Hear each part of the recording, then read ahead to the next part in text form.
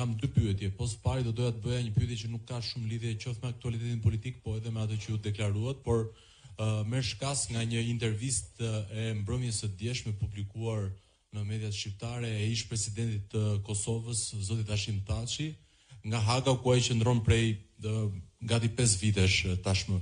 Pavarësisht raportit jo aq të mirë që ju keni pasur në periudhën 16-20 dhe përplasjeve në distancë, sërish në intervistën e tij zoti Thaçi ruante një lloj mirënjohje dhe respekti për bashkëpunimin me ju.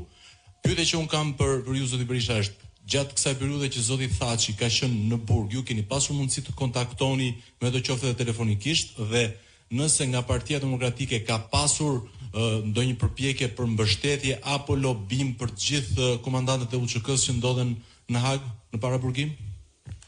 Pyetje shumë e drejtë. S'pari një herë zoti Hashim Thaçi ka thënë të vërtetën.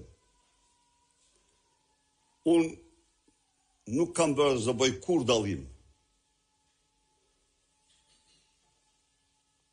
në bashkëpunim si qeveri me qeverinë e Kosovës pavarësisht se kush është në pushtet. Unë jam përpjekur të kam marrëdhëniet më të mira dhe mendoj se i kemi patur. Janë bërë hapat më historike në atë periudhë si të dini ju. Bashkëpunimit.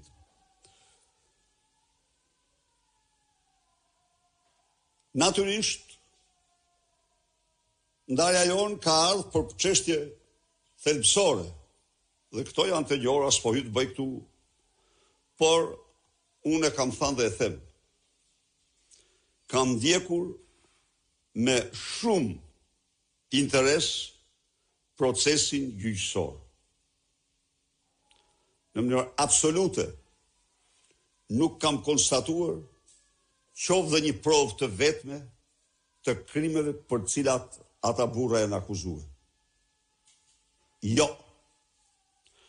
Dhe në këtë kontekst, thirrja ime ka qenë, është shpallje ndaj gjykatës, shpallja e pafajësisë tyre. Tani, si opozit, mundësitë e lobimit janë të pakta. Por qeveria në vlerësimin tim dhe çfarë fshihet pas kësaj i ka dëmtuar.